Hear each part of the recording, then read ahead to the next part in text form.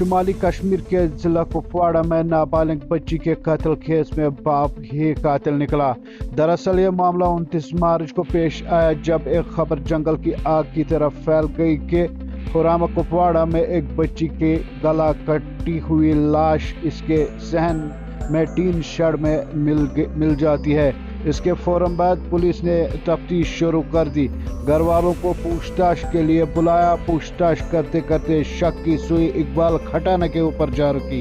इकबाल खटाना जो कि इस लड़की का वालिद है, और तफ्तीश के दौरान ये खबर सामने आई कि इकबाल खटाना ही नाबालिग बच्ची का कातिल है। इसके फौरन बाद पुलिस ने इकबाल खटाना को हिरासत में ले लिया। मजीद पुलिस का इस मामले में क्या कहना है, आइए देखें।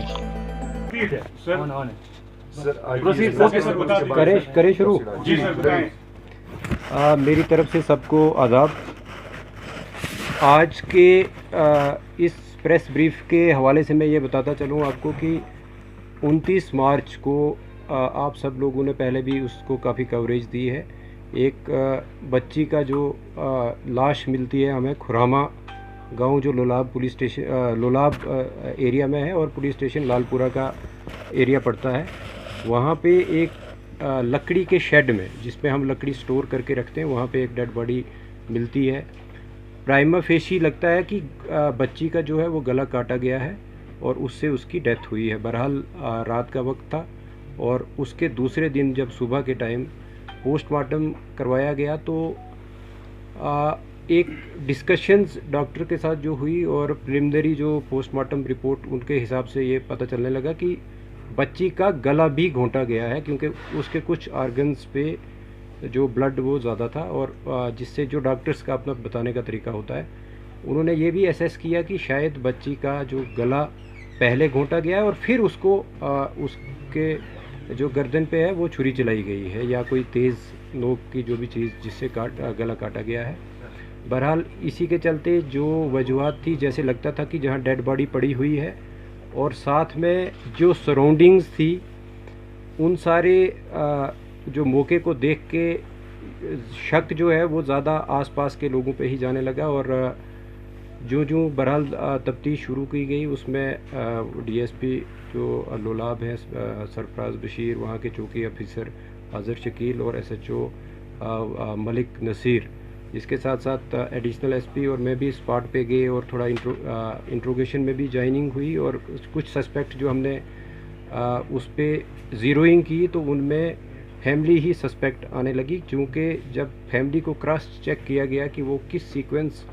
में लड़की जो है वो रूपोश हुई थी और किस सीक्वेंस में मिली, तो उसमें ज़ीरोइंग जो हुई वो फैमिली पे ही हुई।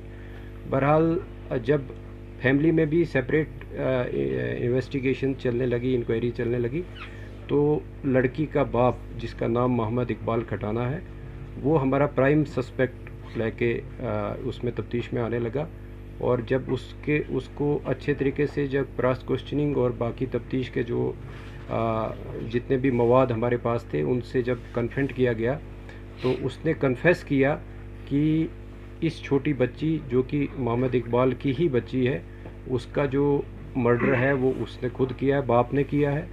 और उसको हमने हिरासत में भी फॉर्मली अरेस्ट किया। और ये कहानी निकल के आई कि चूँकि ये जो इकबाल जो है अपनी बीवी से पिछले 1 साल से इनके बीच जो काफ़ी पर्सनल इश्यूज़ को लेके लड़ाई होती रहती थी, मैं तू भी होता रहता था, इवन फिज़िकल असॉल्ट भी होता रहता था। इसी शाम को जब 29 तारीख को जब इकबाल चूँकि पेशे से एक ड्राइवर है, गाड़ी चलाता है सुमो, वो घर लगभग 4:15 बजे के करीब जब घर आया, उसके बाद उसने जो शाम के लिए जैसे गांव में होता है कि लकड़ी काटी जाती या दूसरे कोई और डोमेस्टिक काम जो हैं वो किए, और जब 6 बजे के आसपास काम ख़त्म करके फिर अपने घर में पहुंचा तो बीवी के साथ दोबारा से उसके, क्योंकि उस सुबह भी उसका झगड़ा हुआ था और शाम को फिर से उसका काफ़ी लड़ाई हुई, आपस में बहस मुबासा हुआ और इवन कि उसकी वाइफ ने इसको स्लैप भी किया। तो इसी बीच में वो जो एंगर जो है उसका वो अनकंट्रोल्ड एंगर जो आया, उसने चाहा कि वो अपने आप को मर्डर करता, बट वो एक नाइफ़ लेके वहाँ से निकलने की उसने ये बहाना किया कि मैं अपने गाड़ी का जो टायर है वो पंचर हुआ है और उसको पंक्चर को मैं ठीक करवाऊँगा। तो वो वहाँ से अपने घर से निकलता है, जिसको जाते वक्त उसके ब्रदर शौकत जिनका नाम है, इसकी वाइफ, उसके चाचा,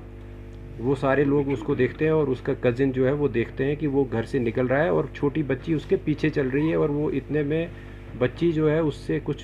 पैसे 5 रुपये मांगती है, तो वो उसको 10 रुपये देता है, बट वो पीछे नहीं देखता है और बच्ची उसको फॉलो करती है, जिसको काफ़ी और भी हमारे पास गवाह हैं जिन्होंने उसको बच्ची को फॉलो करते हुए देखा। और वो गाड़ी में ही बच्ची जो है इकबाल के साथ बैठ गई। इसके बाद वो हार्डन की तरफ आया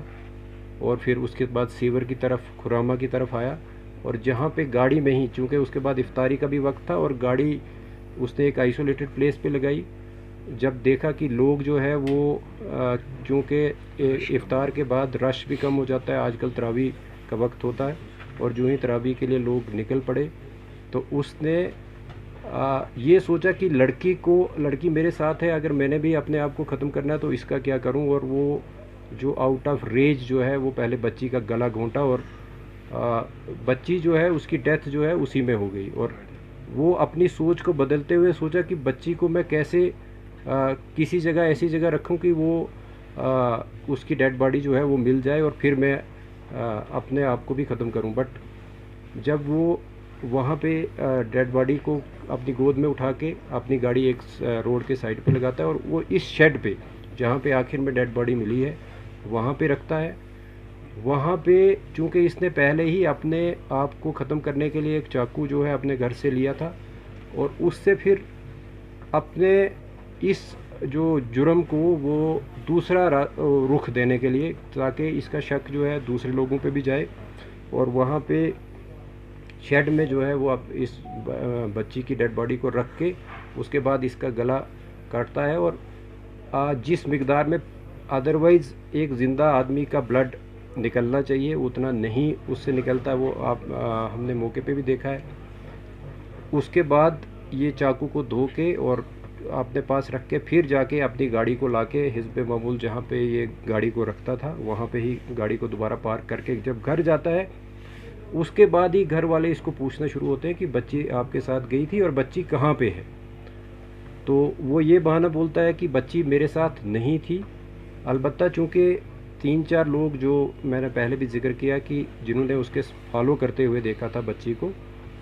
तो वो भी उसको कन्फ्रंट करते हैं, और इस बीच वो एक और बहाना बना के वो दूसरे उसमें उलझन में अपने आप को जो ख़त्म करने की कहानी को छोड़ के दूसरे उसमें रूप में आके और बच्ची को ढूंढने के गर्ज से, या उसको एक और दूसरी रूपोश वाली जो भी मोड़ देने के गर्ज से वो थाना में पहुंचता है और वहाँ पे अपनी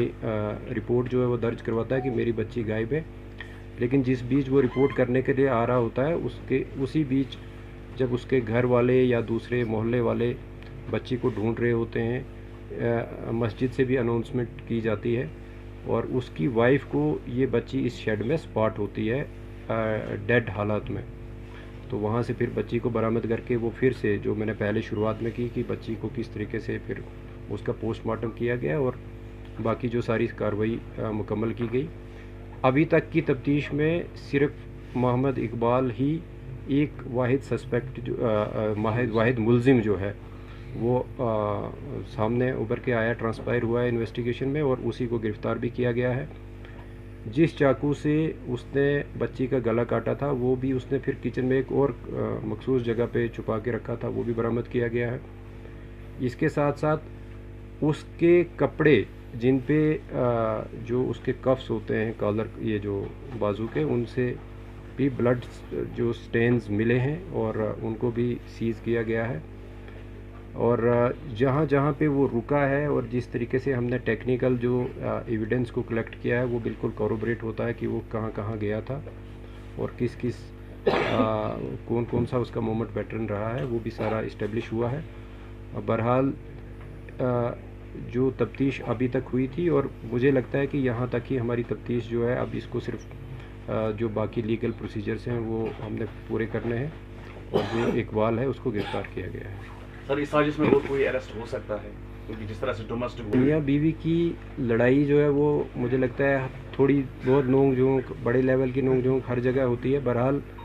ये जुर्म जो है, क्योंकि मर्डर है तो मर्डर में या तो इंटेंशन आपकी देखी जाती है या नॉलेज देखा जाता है कि आप जो काम कर रहे हो क्या इससे किसी की डेथ हो सकती है या आपकी पहले से किसी को मारने की गर्ज हो। तो चूँकि इकबाल ने जब गला घोंटा है अपनी बेटी का तो उसको तो ये ज़ाहिरी तौर पे मालूम था कि मैं गला घोंटूंगा इसकी डेथ होगी। तो अभी तक की तफ्तीश में सिर्फ एक ही जो एक्यूज़ड है वो इमर्ज हुआ है जिसका नाम इकबाल है और जो कि उस बच्ची का जिसकी डेथ हुई थी उसका फादर है। मैं ज़्यादा नहीं बता सकता कि ड्रग एडिक्ट था या नहीं था, बट चर्स वगैरह पीता हो तो उसका हम नहीं कह सकते हैं। बट जो सिंथेटिक ड्रग्स वगैरह के हवाले से टेस्ट भी करवाया गया है उसमें कुछ नहीं ऐसा आया है। क्या सर पुलिस के पास